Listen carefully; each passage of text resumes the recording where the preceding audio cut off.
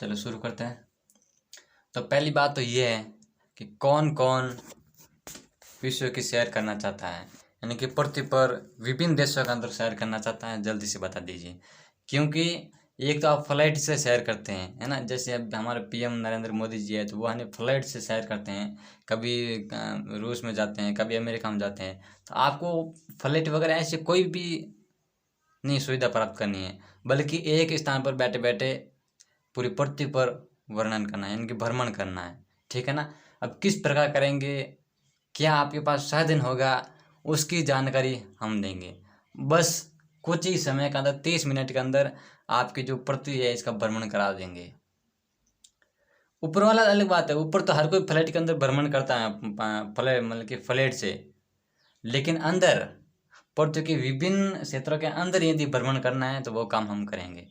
वहाँ अंदर तो कोई फ्लाइट जाती है और ना ही कोई और कोई चीज़ें अंदर जाती हैं, बट ये काम हम करेंगे अंदर जाने का।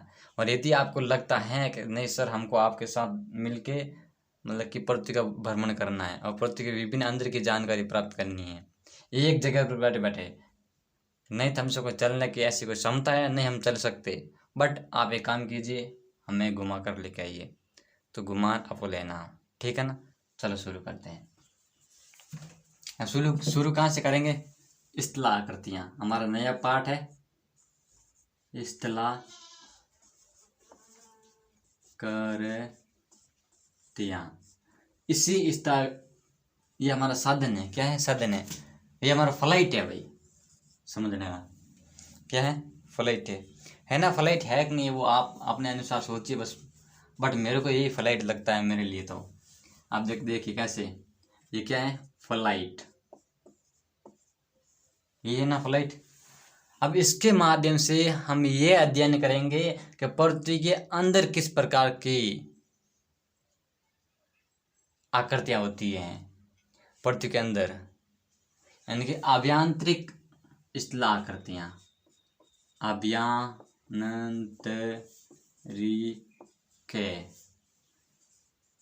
स्थलाकृतियां। ठीक है ना।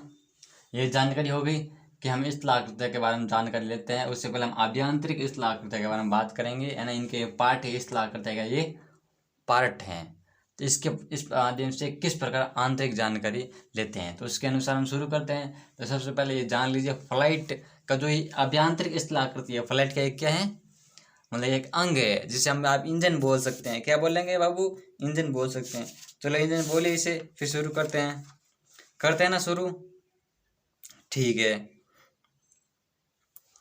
अब सबसे पहले देखिए सीट और सील क्या है, सीट और सील क्या है,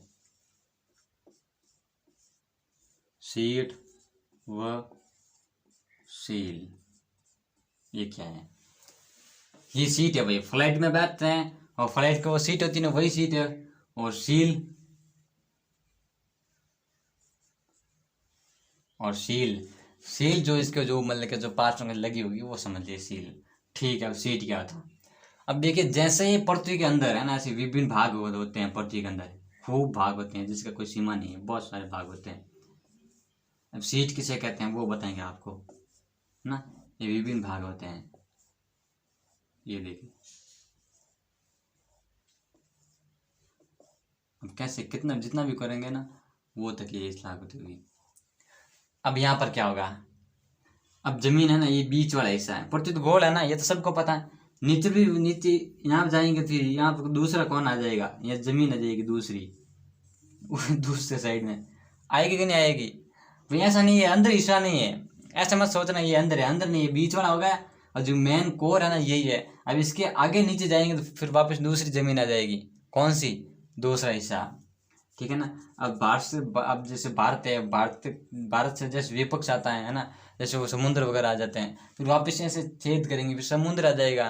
तो उसी प्रकार ये बात होती है। अब इससे आगे नीचे जाएंगे ना तो इसका गलत वगैरह नहीं आएगा, सीधे आगे क्या आएगा बाबू, जमीन आ जाएगी वापिस। ठीक है ना, ये बात सही है, समझ में आ गई।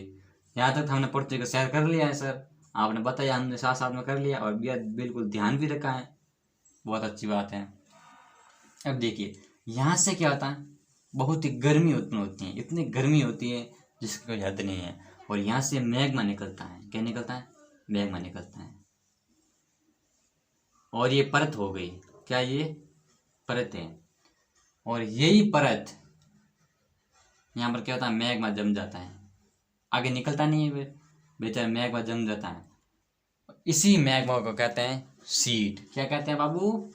सीड। वाह सर वाह, क्या बात है, आपने सीड तक बता दिया। और सील क्या होता है?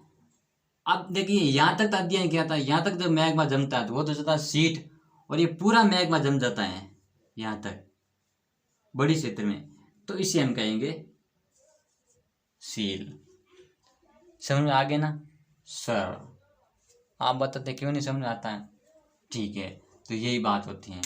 फिर हम आगे देखते हैं। कहाँ गया यार डस्टर?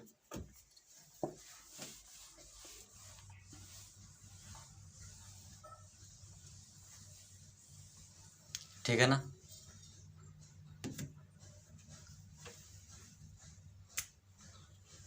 फिर हम देखिए फैकोलिथ।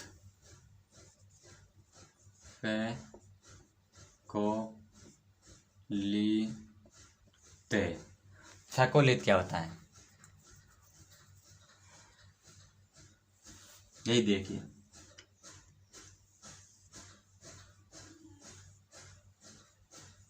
ये वापस जमीन लगाते हैं,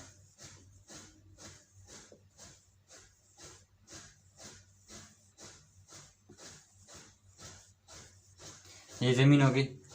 अब ये बीच वाला हिस्सा हो गया। अब यहाँ से देखे तो यहाँ पर से वापस धरती आ जाएगी, दूसरा इस छोर आ जाएगा धरती का, है ना। यहाँ पर वापस ऊपर देखते हैं, तो आगे देखते जाइए। अब यहाँ पर एक प्रत्येक जमीन है जहाँ पर आपके जो गुरुजी है वहाँ का उनका बोर्ड लगा हुआ है। कहाँ लगा है? बोर्ड लगा हुआ है। और कैमरा वगैरह सारे यहीं पर सेट है, ठीक है ना। तो ये आगे कैमरा वगैरह सेट आएगा। अब यहाँ पर क्या होता है? मैग्मा जम जाता है। क्या जम जाता है? और मैग्मा किस प्रकार जमता है? ऐसे गोल पर्वत की तरह आकृति। कैसे? पर्वत की आकृति के रूप में। पर्वत किस प्रकार होता है आपको पता है ना? पर्वत की आकृति के रूप में जम जाता है ऐसे, इस प्रकार। तो हम इसे कहते हैं फैकोलिथ। फेंक दीजिए लिथ, फैकोलिथ। वाह सर क्या बात है, इसे क्या कहेंगे बाबू? फैकोलिथ। फैकोलिथ, फैकोलिथ, ठीक है।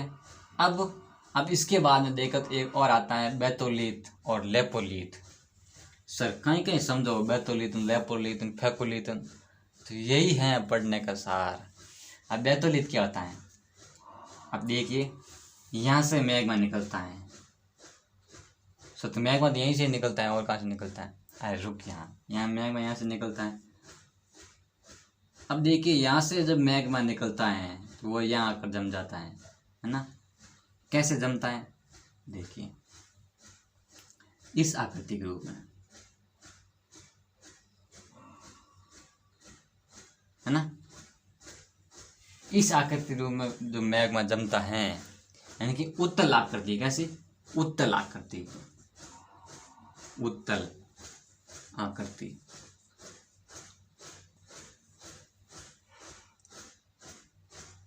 क्या है? उत्तल आकृति, उत्तल आकृति। तो इसी को हम कहते हैं बेथोलिथ। क्या कहते हैं? बेथोलिथ, बेथोलिथ, ठीक है सर, ये भी समझ आ गया बेथोलिथ। फिर और यदि यही आकृति, क्या यही आकृति उल्टी जम जाती है, ये हटाइए बाबू, और यही आकृति यदि ऐसे उल्टी जम जाती है, गोबंदाकार उल्टी, तो इसको क्या कहेंगे? इसको एक नया नाम देंगे। क्या देंगे? लेपोलिथ। वाह यार क्या बात है, लेपोलिथ।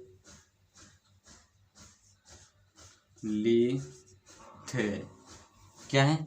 लेपोलिथ है। समझ में आया कुछ कि नहीं आया? समझ में आ गया सर। फिर डाइक क्या होता है? डाइक बताते हैं।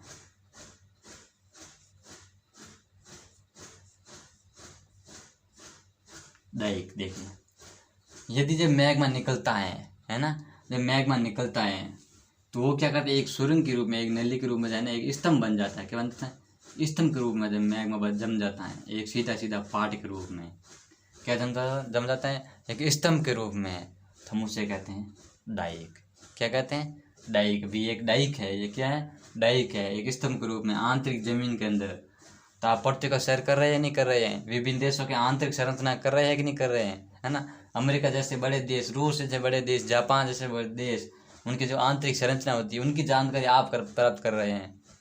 फ्लाइट से भी नहीं करते, बल्कि आप क्लासों के माध्यम से कर रहे हैं। बहुत बड़ी बात है, ठीक है ना। आगे चलते हैं। ये हमारा क्या हो गया, डाइक हो गया। तो इस प्रकार की इस डाइक के बारे में जानकारी होगी तो थोड़ा सा ये देख लीजिए, फिर हम आगे देखते हैं।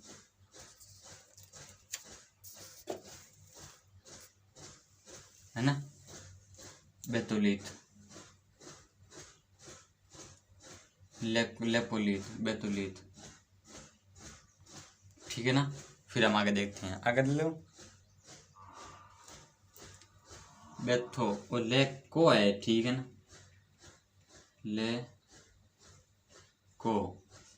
लेकोलित, ठीक है ना। लेपोन और बेतो नहीं है, लेकोलित है। बेतुलित अलग है, बेतुलित के बारे में अलग से जानकारी देखेंगे।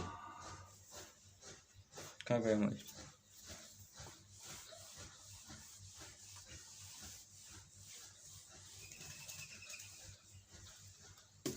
अब देखते हैं बेतुलित के बारे में। वो लेकोलित था, मैंने बेतुलित बताया, वो लेकोलित था, ठीक है ना। बेतुलित, बेथोलिथ,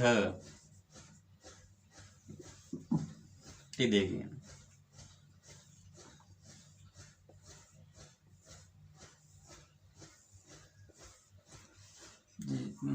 बेथोलिथ। अब यहाँ से जो मेन छोर यही है पृथ्वी का, ठीक है ना।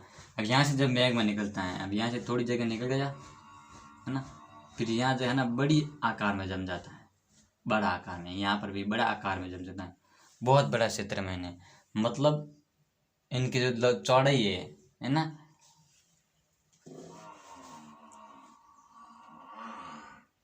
1 सेंटीमीटर से लेकर हजारों किलोमीटर तक, और इसकी चौड़ाई लंबाई 1 मीटर से लेकर हजारों किलोमीटर, यानी कि जिसकी सीमा नहीं इतनी लंबाई चौड़ाई होती हैं, उसे हम क्या कहते हैं, बेतुलित कहते हैं।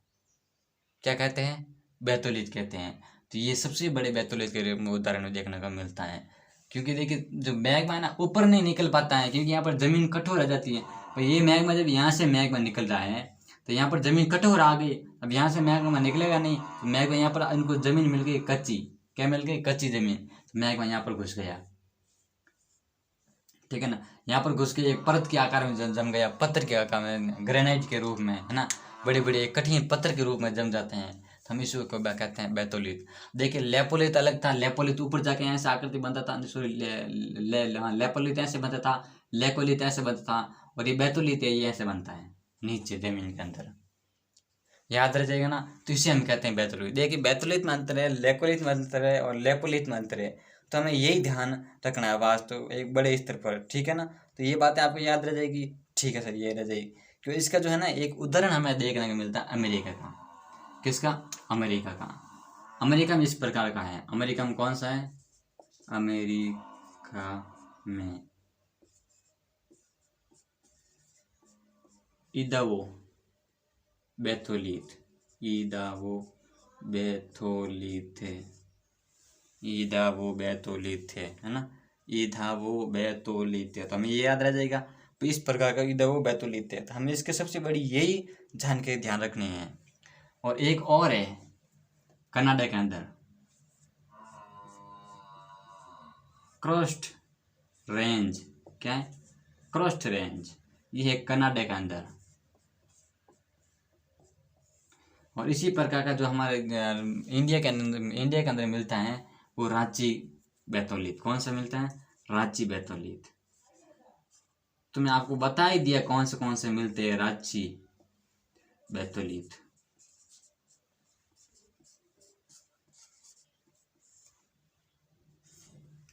ठीक है ना, मेरी बात समझ में आ रही है, ठीक है, आपकी सर समझ में आ रही है, बिल्कुल एक एक पॉइंट आपको समझ में आ रही है, आपकी जो बातें।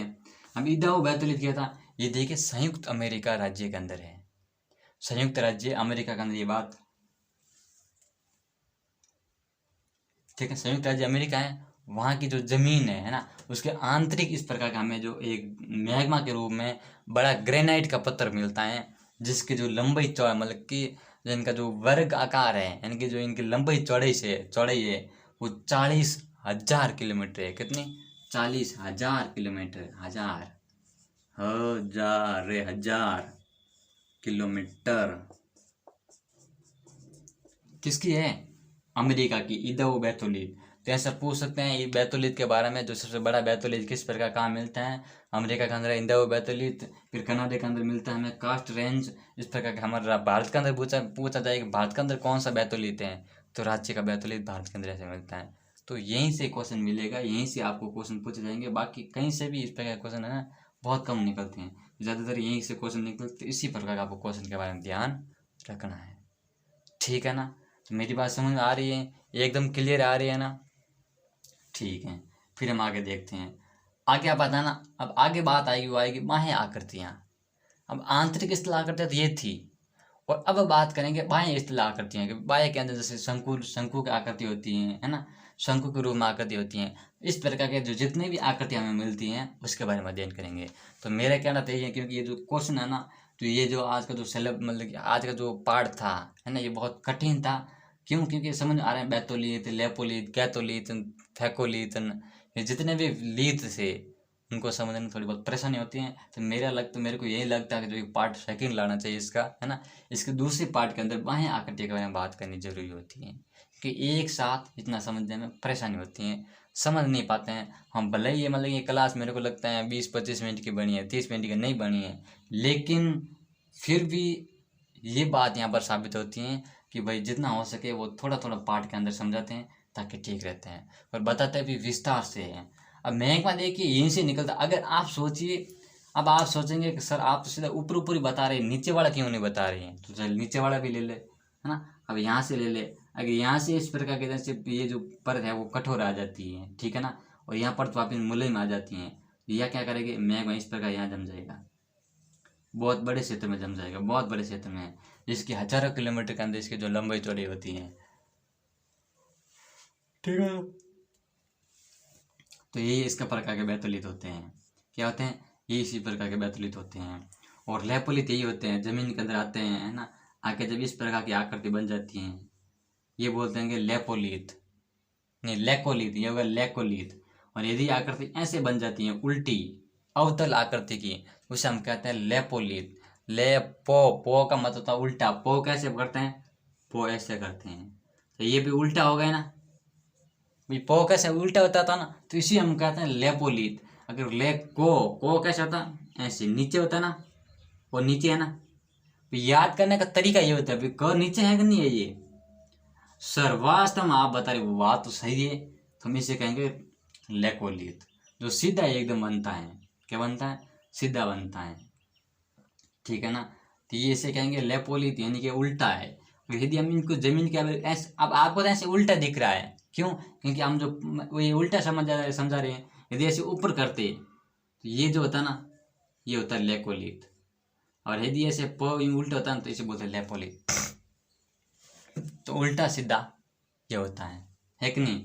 अब प ऐसे होगा तो लेपोलित, और क का ऐसे होगा तो ये होगा लेकोलित। तो ऐसे उल्टा समझ लीजिए, वही बात यहाँ पर होती है, ठीक है ना। समझ आ रही है सर? आ रही है।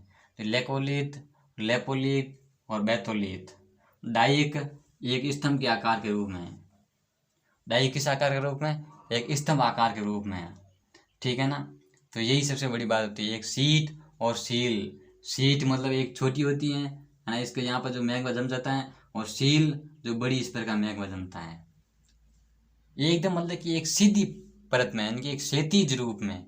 क्षैतिज रूप समझते हैं? इस प्रकार सीधी एक क्षैतिज रूप में जम जाती हैं, ये होती है सीट। और सीट कैसे? सीट तो सीधी होती है, सीट के उल्टी सुलटी होती हैं, उल्टी सुलटी होती है, सीट पर कैसे बैठ पाएंगे? नहीं बैठ पाएंगे ना। सीट कैसे होती है? एक क्षैतिज रूप में एकदम सीधी होती है ना। तो वही बात बाबू यहाँ पर होती है। तो मेरे ख्याल से ये बात आपको समझ में आ गई होगी, और हम फिर बात करेंगे बाह्य आकृति के बारे में अगली क्लास के अंदर। तब तक करिए, पढ़ते रहिए, मेहनत करते रहिए, क्योंकि मेहनत करने वालों की सफलता हासिल ज़रूर मिलती है ना। फिर आप चाहे किसी प्रकार से पढ़ाई करते हैं, कौन सा भी तरीका अपनाइए, है ना, सही सही अपनाइए, चलो उल्टा सुल्टा अपनाइए, किसी प्रकार का तरीका अपनाइए, चाहे किसी प्रकार का उदाहरण लीजिए, लेकिन समझ लीजिए। उदाहरण चाहे कैसा भी लीजिए, लेकिन समझ लीजिए, यही ठीक है मेरे अनुसार। ठीक है ना, फिर मिलेंगे अगली क्लास के अंदर। थैंक यू, धन्यवाद।